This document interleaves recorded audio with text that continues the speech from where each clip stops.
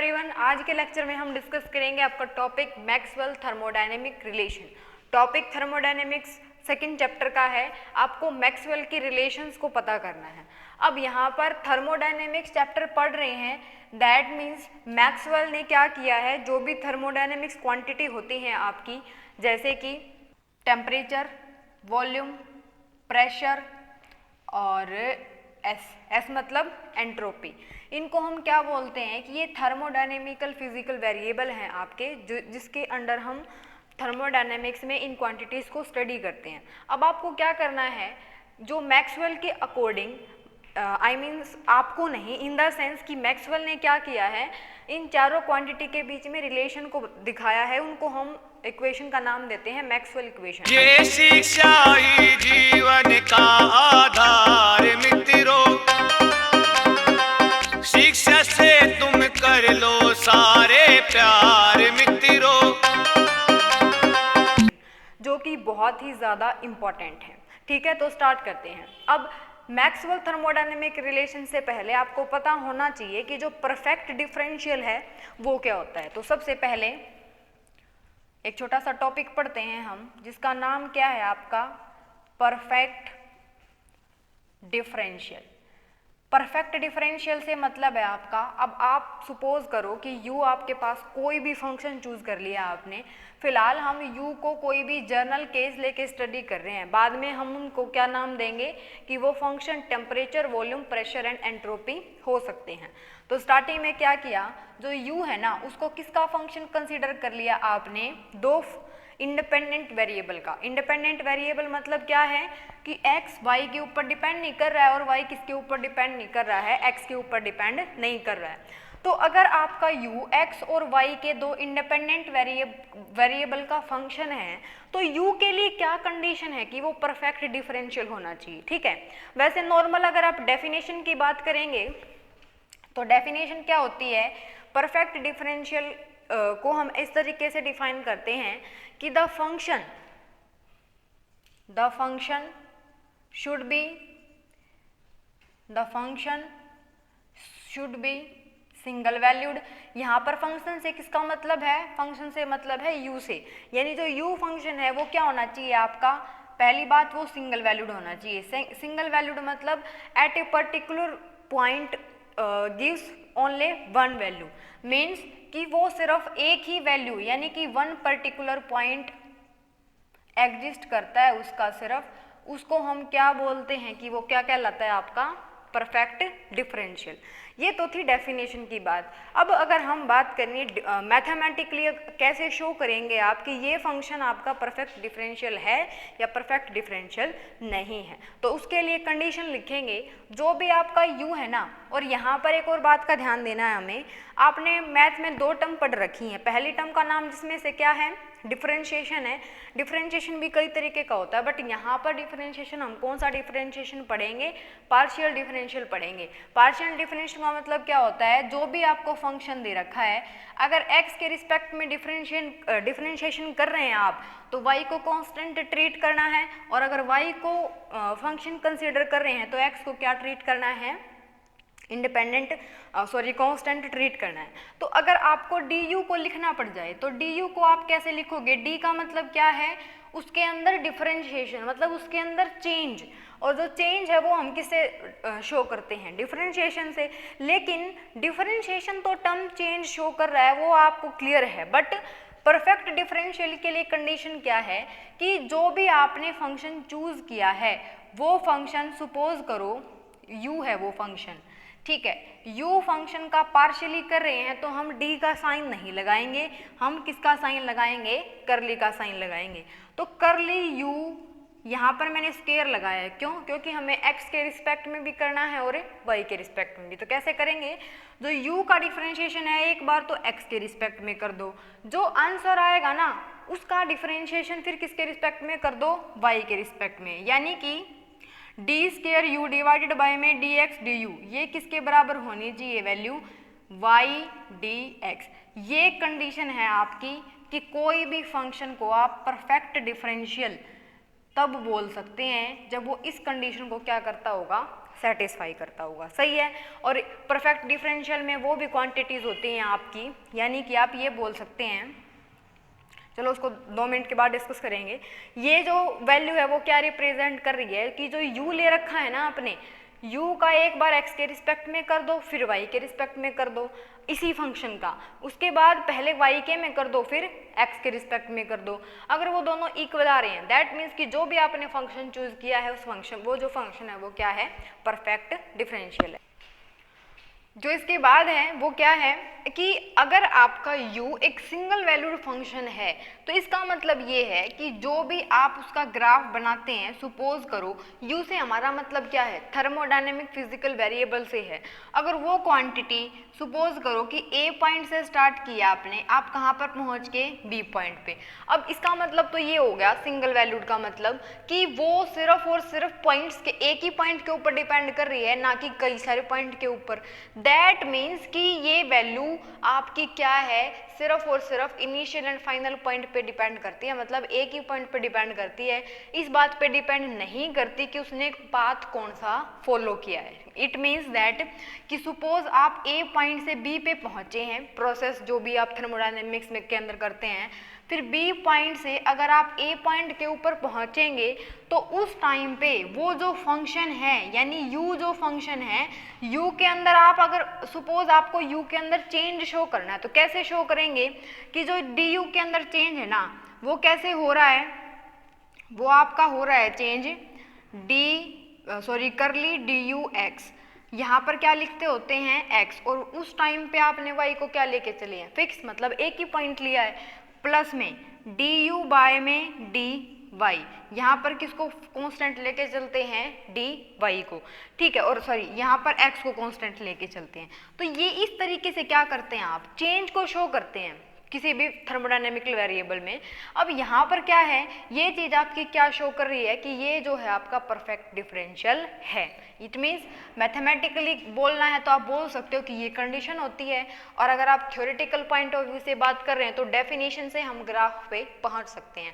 अब that means कि अगर आप थर्मोडायनेमिक्स पढ़ चुके हैं, इसका मतलब ये है कि अगर आपने इंटरनल एनर्जी का फैक्टर पढ़ा है, एक्चुअल हम इस चीज़ में इंटरेस्टेड नहीं है जो हमने अभी डिस्कस किया है, ये क्या था, बेसिक था टॉपिक करने के लिए। और कौन सा टॉपिक है, मैक्सवेल रिलेशन है, और मैक्सवेल रिलेशन आपकी 6 होती हैं, एक्चुअल में 4 यूज होती है मोस्टली, बट 6 इक्वेशन होती हैं, तो उसको हम डिराइव करेंगे कि आई कैसी है, याद रखने के लिए आपको ट्रिक बता दी जाएगी, ठीक है। तो डिस्कस करते हैं, अगर आपको इसी पॉइंट से डिस्कस कर रहे हैं, अगर मान लो जो क्वांटिटी किसके ऊपर डिपेंड करती है, सिर्फ और ए एंड बी पॉइंट के ऊपर डिपेंड करती है, किसके ऊपर डिपेंड नहीं करती, पाथ के ऊपर डिपेंड नहीं करती। अब क्या है, आपने पढ़ रखा है कि फॉर ए साइक्लिक प्रोसेस लगा लो, ये एक तरीके से साइक्लिक प्रोसेस ही है। साइक्लिक प्रोसेस के लिए जो आपकी डी यू है, यहाँ पर यू का मतलब आप ये जो फंक्शन चूज किया था इससे भी ले सकते हैं कि यू का मतलब ये है, बट आप यहाँ पर डी यू का मतलब जो है वो 0 भी होता है। डी यू का मतलब यहाँ पर इंटरनल एनर्जी है, इंटरनल एनर्जी एक साइक्लिक प्रोसेस के अंदर 0 होती है। दैट मीन्स कि सिर्फ और सिर्फ किसके ऊपर डिपेंड करती है, इनिशियल और फाइनल पॉइंट पे डिपेंड करती है, क्या पाथ फॉलो किया उसने उस पर डिपेंड नहीं करती, ठीक है। जैसे सिस्टम के अंदर कुछ चेंजेस होते हैं, टेम्परेचर को चेंज करते हो, प्रेशर को चेंज करते हो, वो कंडीशन कोई मायने नहीं रख रही है आपके लिए उस कंडीशन में कि आप ए पॉइंट से चलना शुरू किया था, मतलब ए पॉइंट से चलने का मतलब है कि एक टाइम पे जो भी कंडीशन थी ए पॉइंट पे, जितनी भी कंडीशन थी आपकी, टेम्परेचर की लगा लो, प्रेशर की लगा लो, एंट्रोपी की लगा लो, अब प्रोसेस चेंज तो हो रहा है, इसका मतलब ये है कि चेंजेस हैं उसके अंदर, लेकिन दोबारा अगर आप वही इनिशियल पॉइंट को एक्वायर कर पा रहे हैं किसी भी प्रोसेस के थ्रू, दैट मीन्स कि इंटरनल एनर्जी क्या है उस सिस्टम की 0 है। तो ये क्या था आपका डी यू इक्वल टू 0 होता है। अब आते हैं एक्चुअल टॉपिक पे। आपको इतना पता है कि थर्मोडायनेमिक्स पढ़ रहे हैं, दैट मीन्स कि इसको रब कर देते हैं। अब हमारा रिलेशन हमें लिखना है, क्या है रिलेशन, देखते हैं उसको। लॉ ऑफ थर्मोडायनेमिक्स यानी कि जो फर्स्ट लॉ है, आपको पता है क्या होता है बताएंगे एक बार। D Q equal to D U plus में डी डब्ल्यू, पता है सबको, ये होता है आपका फर्स्ट लॉ ऑफ थर्मोडायनेमिक। कहता क्या है कि अगर आप किसी भी सिस्टम को small amount of heat provide कर रहे हैं तो उसमें से कुछ पार्ट तो सिस्टम की इंटरनल एनर्जी को चेंज करने में चला जाएगा और कुछ क्या करेगा, वर्क डन होगा गैस के ऊपर या गैस के द्वारा। ठीक है, तो डी क्यू का मतलब यहाँ पर हीट से है। अब आपको कौन सा फैक्टर निकालना है, यहाँ से डी यू निकालना है, बट उससे पहले जो ये डी डब्ल्यू लिखते हो ना आप, वैसे तो आप कहोगे कि वर्क डन का मतलब तो एफ इंटू में डी एस होता है, बट क्या है, प्रेशर का फोर्स के साथ क्या रिलेशन होता है, जो प्रेशर होता है ना वो होता है फोर्स अपॉन एरिया। तो जो फोर्स है वो किसके बराबर होगा, प्रेशर इंटू में एरिया। ये वाली वैल्यू अगर यहाँ उठा के पुट कर दोगे तो क्या हो जाएगी, ये पी ए डी एक्स, और ये जो डी एक्स है वो क्या होता है आपका वॉल्यूम। दैट मीन्स कि जो डी डब्ल्यू है वो किसके बराबर आ गया, P इंटू में dV, और P मतलब प्रेशर, dV मतलब चेंज इन वॉल्यूम। तो इट उठा के यहाँ पुट कर देंगे तो डी क्यू की वैल्यू किसके बराबर आ गई, डी यू प्लस में P इंटू में dV। ओके है, अब क्या करें, यहाँ से इंटरनल एनर्जी चाहिए है, दैट मीन्स कि इसको तो इसी तरफ रख लेते हैं और यहाँ पर क्या कर दें, डी क्यू माइनस के पी डी वी, यानी इसको इस तरफ रख लो, इसको इस तरफ रखने का मतलब है इसी साइड रख दिया मैंने उसको, डी क्यू में से किसको माइनस कर दो, माइनस पी डी वी को। अब क्या होता है, ये जो डी क्यू होता है ये होता है आपका जो एंट्रोपी आपने पढ़ी है, क्या होती है, डी क्यू अपॉन में डी टी। दैट मीन्स कि इसकी जगह पे आप क्या लिख सकते हैं, टी इंटू में डी एस, सॉरी यहाँ पर डी आएगा यहाँ पर टी आएगा, तो ये रिलेशन बन गया आपका। ओके, अब क्या करना है आपको, U के अंदर चेंज देखना है, S के अंदर चेंज देखना है और वॉल्यूम के अंदर चेंज देखना है। यहाँ पर DU में कितना चेंज हो सकता है, देखो ये DU में चेंज हो सकता है, मैं डायरेक्ट लिख रही हूँ, वैसे तो 3 स्टेप अलग बनाने हैं आपको कि DU में चेंज इस तरीके से हो सकता है, DS में ऐसे और DV में ऐसे, बट डायरेक्टली लिख रही हूँ, अंडरस्टूड है। तो DU में चेंज कैसे हो सकता है, U लिखेंगे आप यहाँ पर, और चेंज किसके रिस्पेक्ट में देख रहे हैं, ये कंसीडर करके कि ये x का और y का दोनों का फंक्शन है, तो यहाँ पर लिखेंगे du के अंदर जो चेंज है x के रिस्पेक्ट में, जब y कांस्टेंट ले लो यहाँ पर dx लिख दो क्योंकि चेंज dx के रिस्पेक्ट में है, यहाँ पर लिख दो du dy, x को कांस्टेंट मान लो और यहाँ पर y लिख दो।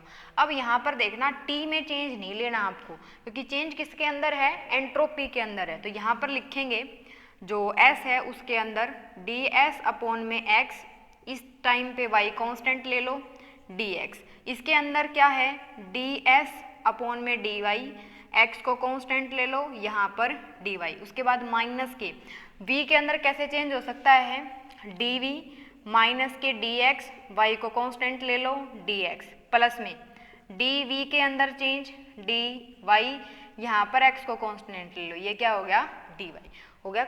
अब इस ये इक्वेशन जो आपको सामने दिखाई दे रही है इसका क्या करेंगे, कंपेयरिंग करेंगे both side the coefficient of dx, यानी कि एक लाइन लिखेंगे इसके बाद by comparing the coefficient of dx on both side.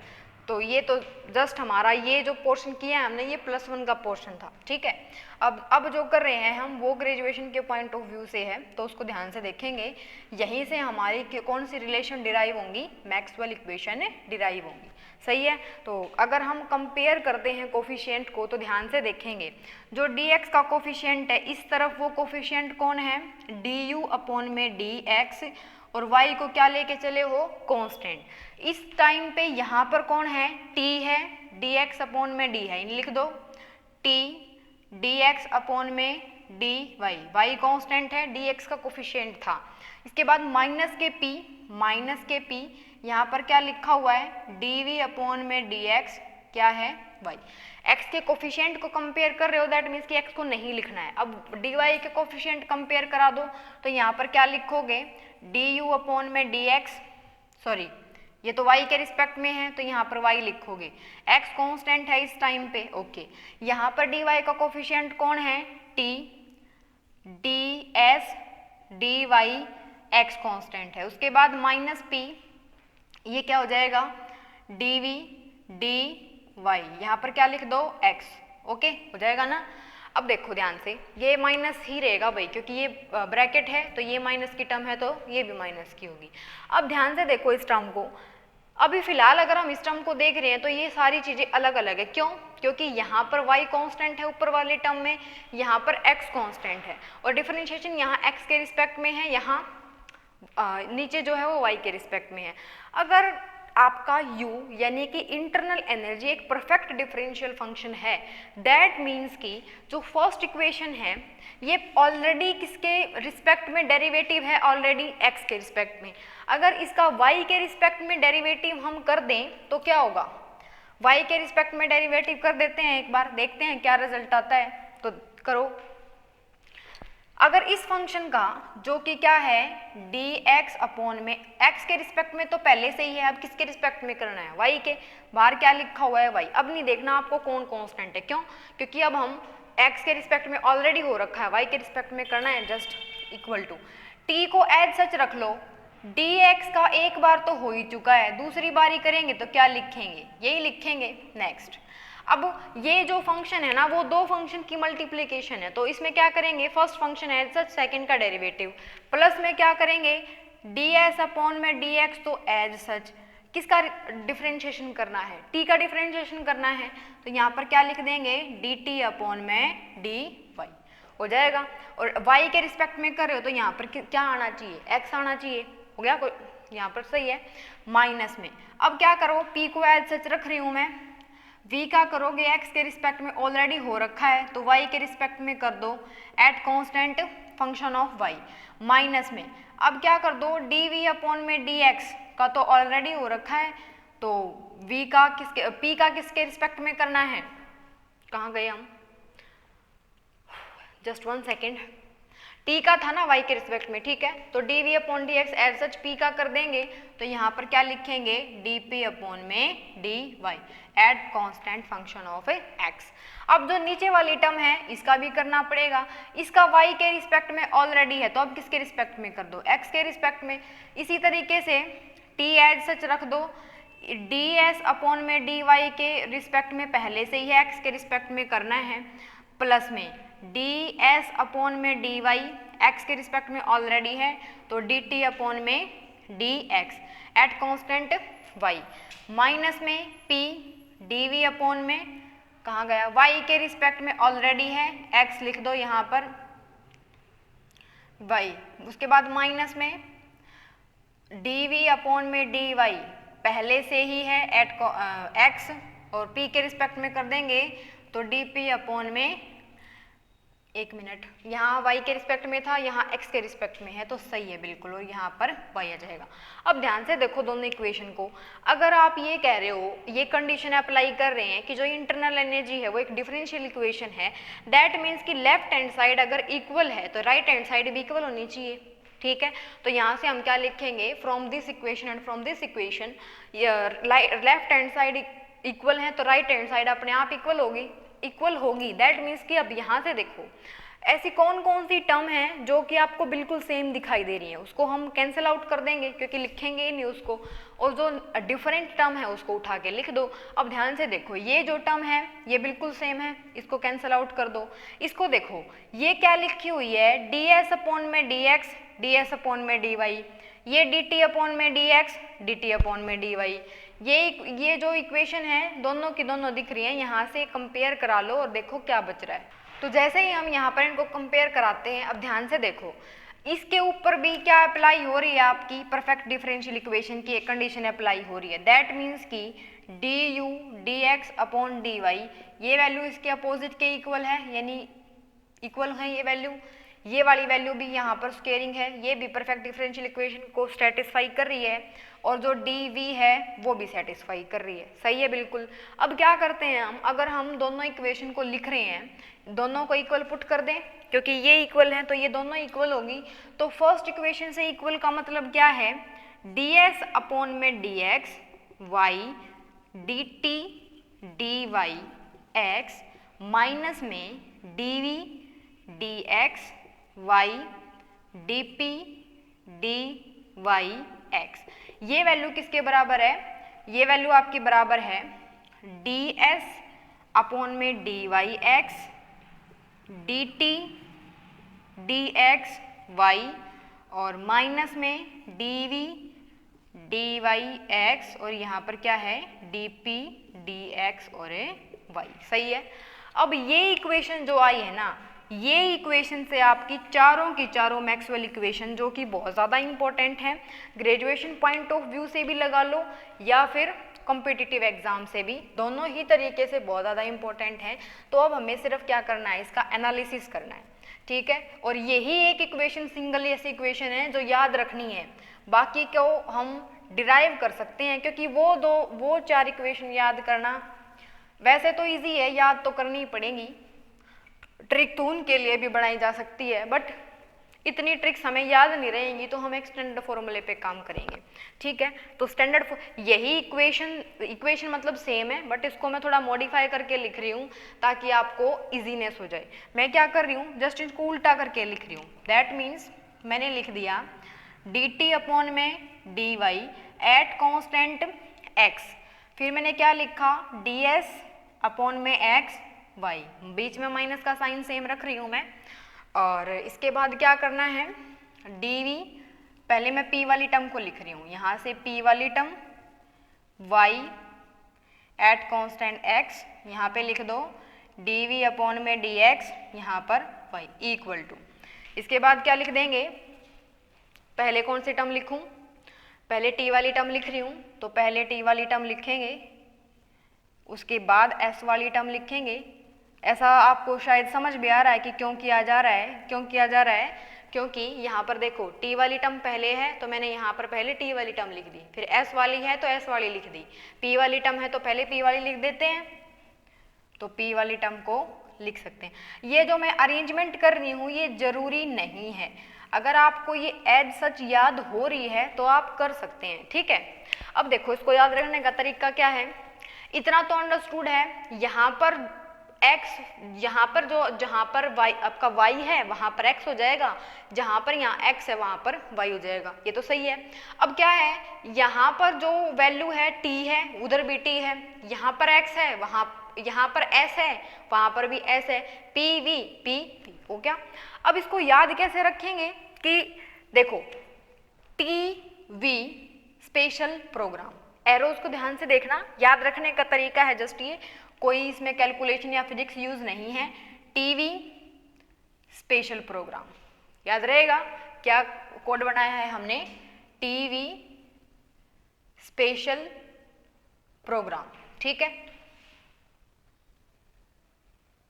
Programme की स्पेलिंग आप देख लेंगे यहाँ पर, TV स्पेशल प्रोग्राम, तो क्या है ये TV special programme, TV special programme हो जाएगा। अब ये इक्वेशन जो आई है, एरोज को रब कर दें, ये जस्ट आपको बताने के लिए थी। अब आओ एक्चुअल इक्वेशंस पे। एक्चुअल इक्वेशंस क्या हैं, डिराइव करते हैं। अब x और y क्या है भाई, पहले ये सोचो, x और y आपको पहले ही बता दिए गए थे, क्या है, थर्मोडायनेमिक्स के अंदर आप कितने वेरिएबल पढ़ते हो, S, T, V और P, यानी इसको भी ऐसे लिख लेते हैं, स्पेशल TV, कैसे लिखेंगे इसको, स्पेशल TV प्रोग्राम। ये क्या किया हमने, TV स्पेशल प्रोग्राम, ओ उल्टा लिख दिया, कोई नहीं, तो यहाँ पे से क्या रखेंगे, TV स्पेशल प्रोग्राम, ओके। तो फर्स्ट इक्वेशन में मैं क्या कर रही हूँ, अगर आप x की जगह पे तो s पुट कर दें और y की जगह पे v पुट कर दें इस इक्वेशन के अंदर, तो देखो क्या होगा। अगर मैं डायरेक्ट करते हैं, y की जगह पे मैं क्या पुट कर दूं, v पुट कर दूं। अब खुद से सोचो, चलो लिख ही देते हैं, dt अपॉन में y की जगह पे क्या पुट करना है, v, s की जगह पे क्या पुट करना है, s पुट करना है। खुद से सोचें, क्या ऐसा पॉसिबल है कि टाइम का जो डेरिवेटिव है वो आप वॉल्यूम के रिस्पेक्ट में कर रहे हैं, तो क्या आंसर आना चाहिए, सोच के बताएं। और s का जो s के ही रिस्पेक्ट में क्या आंसर आएगा, उसको सोच के बताएं, एट कांस्टेंट वॉल्यूम माइनस में। इसके बाद क्या है, y की जगह पे क्या लिखना है, वॉल्यूम, यहाँ पर क्या है, s है, v की जगह पे क्या लिखना है, v, एक्स की जगह पे क्या लिखना है एस और वाई की जगह पे वी। जैसे जैसे यहाँ लिख रखा है इस इक्वेशन से रिप्लेस कर दे एक बार, फिर देखते हैं क्या होता है। टी मतलब डेल्टा टी, एक्स की जगह पे डी एस, वाई की जगह पे वी इंटू में डी एस, वाई की जगह पे फिर से वी, एक्स की जगह पे एस, माइनस में डी पी, एक्स की जगह पे फिर से एस पुट कर देंगे, वाई की जगह पे वी पुट कर देंगे, डी वी, वाई की जगह पे वी पुट कर देंगे, एक्स की जगह पे एस पुट कर देंगे। अब ध्यान से देखो इसके अंदर कि कौन सी वैल्यू आपकी 1 हो रही है। अब इसको 2 मिनट के लिए देखो रहने देते हैं। डी एस का डी एस के रिस्पेक्ट में डिफरेंशिएशन करेंगे तो कुछ ना कुछ वैल्यू आएगी, तो इसका मतलब ये 1 ही आएगी ऑब्वियसली। जिसका डिफरेंशिएशन कर रहे हो उसी के रिस्पेक्ट में तो 1 आता है, इसको छोड़ लेते हैं, अभी 0 नहीं करना है इसको। अच्छा, ये वाली टर्म को देखो, p का v के रिस्पेक्ट में कर दो या v का s के रिस्पेक्ट में कर दो। अब p के अंदर कुछ फंक्शन है ही नहीं v का, तो दैट मीन्स कि ये वैल्यू क्या हो जाएगी आपकी 0। नेक्स्ट देखो, ये भी 0 हो जाएगी और ये क्या बचेगी, कुछ ना कुछ वैल्यू बचेगी। यानी यहाँ पर भी क्या लिखा हुआ है dv upon dv। That means कि सारी वैल्यू तो 0 होगी, डिफरेंशिएशन करके हमने 0 कर दी। सिर्फ और सिर्फ क्या बची हुई है, इसकी जगह पे 1 आ गया था तो वो मैं नहीं लिख रही हूँ। इक्वल टू आंसर कितना आ गया, माइनस में p, यहाँ पर s और यहाँ पर क्या आ गया v।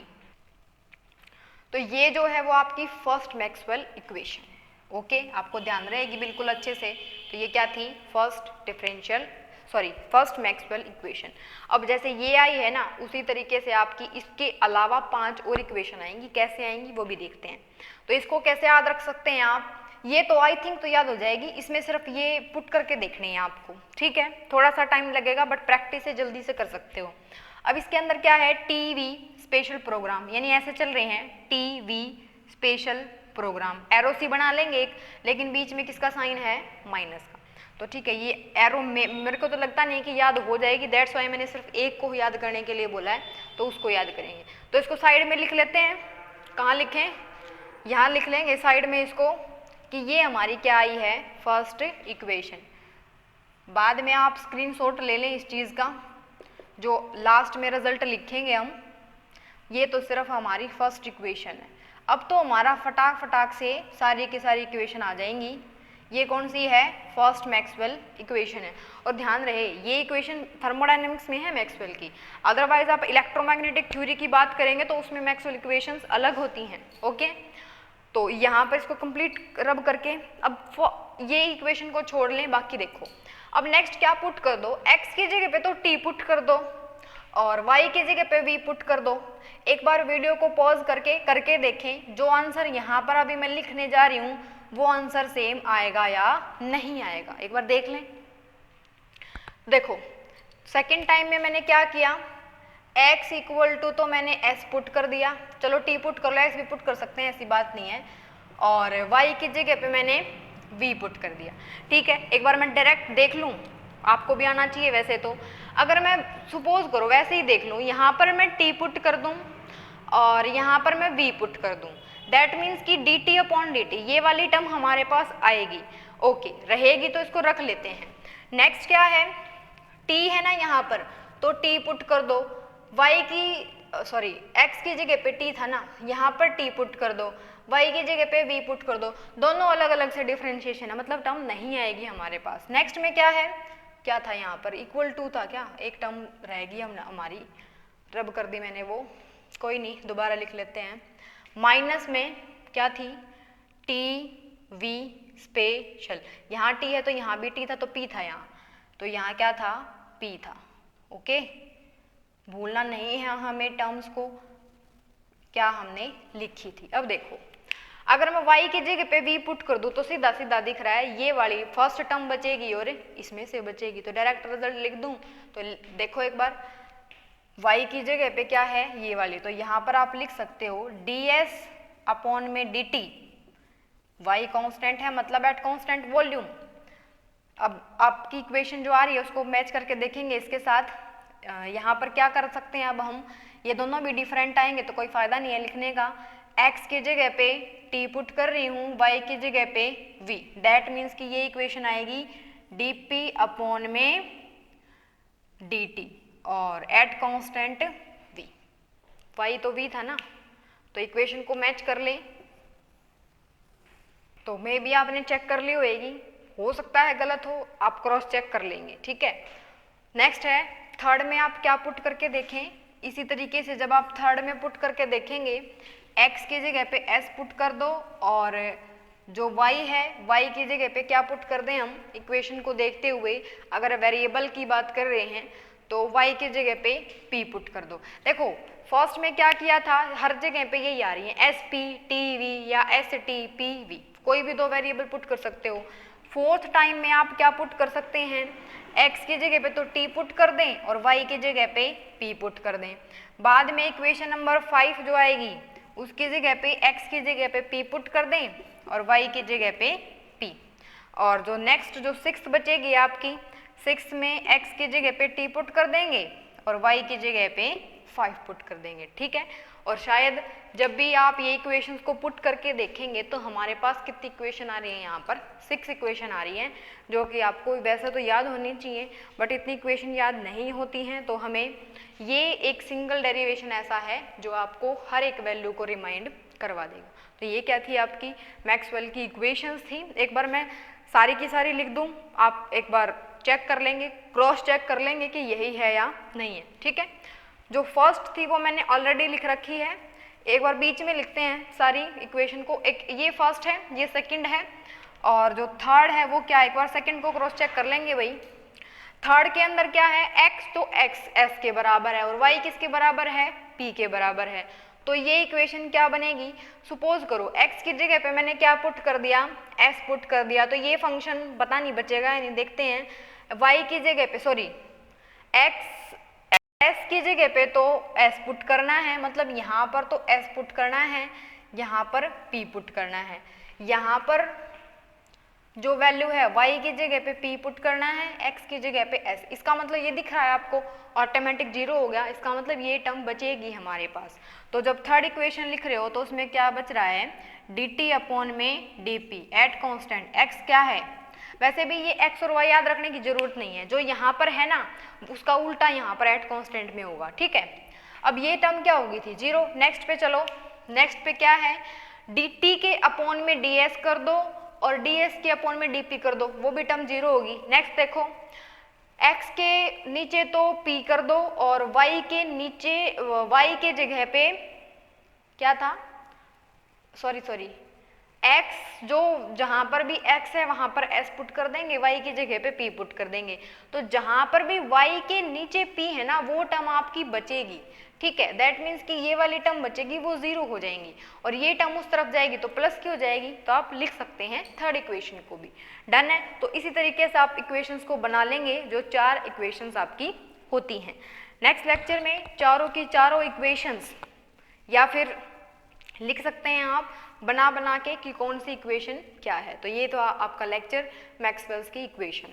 तो इक्वेशंस को बनाइए, आपको क्लियर होगा सिर्फ एक इक्वेशन से। ओके, आई थिंक आपके लिए इजी हो जाएगा अब, क्योंकि 6 इक्वेशन आएंगी, याद नहीं रख सकते हैं।